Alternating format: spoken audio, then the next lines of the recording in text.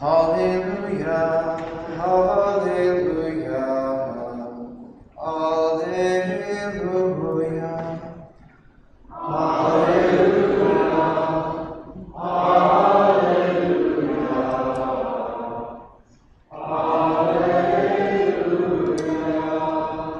The Lord be with you. A reading from the Holy Gospel according to Mark. The disciples were on the way going up to Jerusalem, and Jesus went ahead of them. They were amazed, and those who followed were afraid. Taking the 12 aside again, he began to tell them what was going to happen to him. Behold, we are going up to Jerusalem, and the Son of Man will be handed over to the chief priests and the scribes, and they will condemn him to death, and hand him over to the Gentiles who will mock him, spit upon him, scourge him, and put him to death. But after 3 days he will rise. Then James and John, the sons of Zebedee, came to Jesus and said to him, Teacher, we want you to do for us whatever we ask of you. He replied, What do you wish me to do for you? He answered him, Grant that in your glory we may sit one at your right, the other at your left. Jesus said to them, You do not know what you are asking. Can you drink the chalice that I drink? Or are you baptized with the baptism with which I am baptized? He said to him, We can. Jesus said to them, The chalice that I drink, you will drink. And with the baptism with which I am baptized, you will be baptized. But to sit at my right or at my left is not mine to give, but is for those for whom it has been prepared. When the 10 heard this, they became indignant at James and John. Jesus summoned them and said to them, You know that those who are recognized as rulers over the Gentiles lord it over them, and their great ones make their authority over them felt. But it shall not be so among you.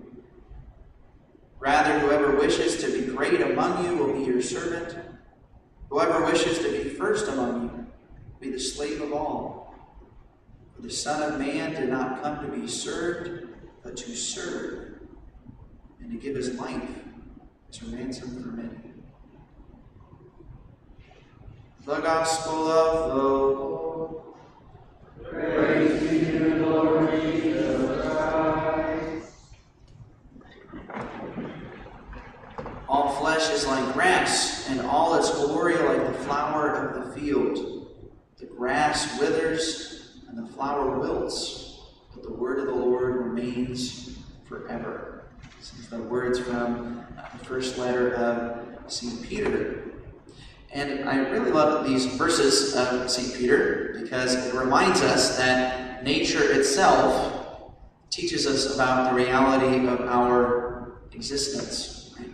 That when we look out into the universe and we see the repetitiveness of the universe, it teaches us something about life. This is something that the early church fathers were well aware of. This is something the ancient rabbis were well aware of, that one of the proofs for God's existence was the regularity of the seasons. That winter always comes and always goes, right? And the springtime and the summer. And not only just the seasons, but also the sun. The sun always goes away and then it comes back. It's a sign of God's fidelity within nature. That he makes the universe predictable and livable for us. That we're not left at the whims of a chaotic or random order of seasons. And also the fact that in nature we see the lesson about our own existence. That in terms of the context of the history of the world, we are like a piece of grass, a flower of the field. We are passing. Our fleshly existence, our physical life in this earth, is passing. And is our temptation to live as if we are going to live forever, and to not think about our mortality and how that death will come for all of us. It's important to look out into nature, at the flowers, the field, the grass. It's all passing away, just as we are. But the word of the Lord remains forever. The one certainty, the one stability, that if we cling to God above all else, we will endure. We will live for all eternity. This verse reminds us to be humble. And as I mentioned a couple weeks ago, the word for humility, it comes from the Latin word for the dirt. To be humble is to stay close to the ground, to be grounded and rooted in reality, humbling ourselves, recognizing that we will pass away.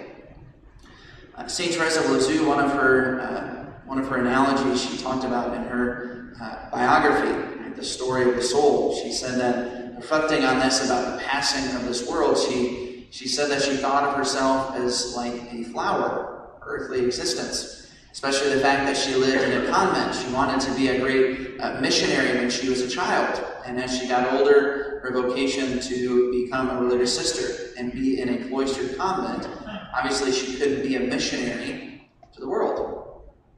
But she thought of her life on this earth, she thought of herself as a flower for God. That even though many people might not ever see that flower, God would see her. She wanted to make her existence the most beautiful existence she could offer to God for her short time on this earth. And indeed it was short. She died when she was about 24 years old. Our physical lives in this earth are passing. And so we must remain humble and cling to God.